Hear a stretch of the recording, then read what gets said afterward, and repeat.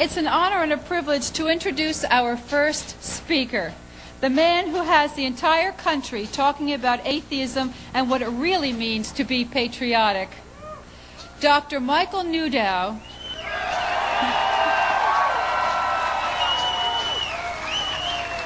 is a physician and an attorney. He challenged the inclusion of the phrase "under God" in our Pledge of Allegiance.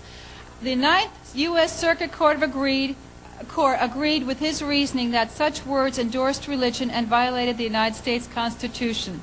Thanks to Dr. Newdow, we were, and may yet again be, one nation, indivisible, with liberty and justice for all. Please put your hands together and give a hero's welcome to Dr. Michael Newdow.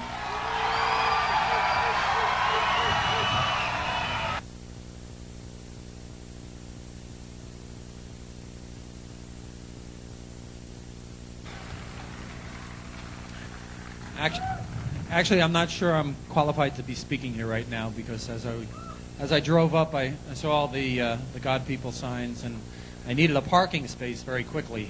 So I prayed and I got one. So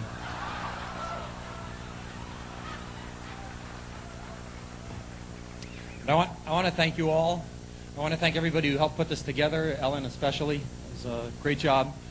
I know a lot of you heard that I was getting threats, which I did get initially. In the first couple of days, there were some nasty calls and some threatening calls.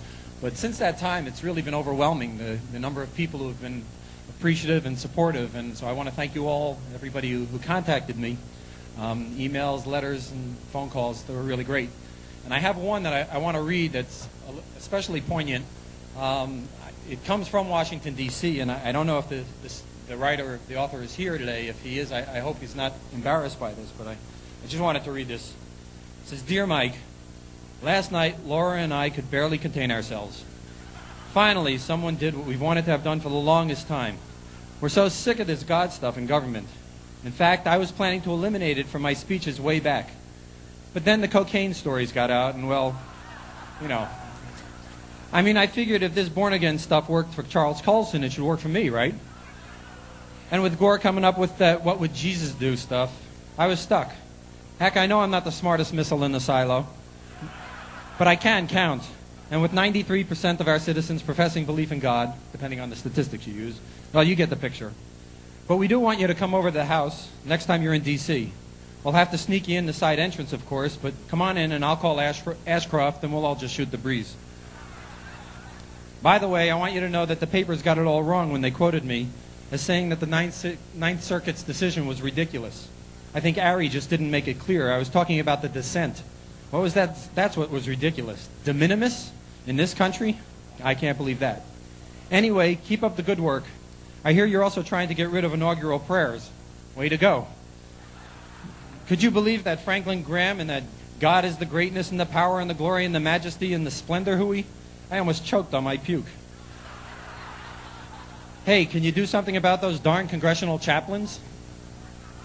Yours truly, George.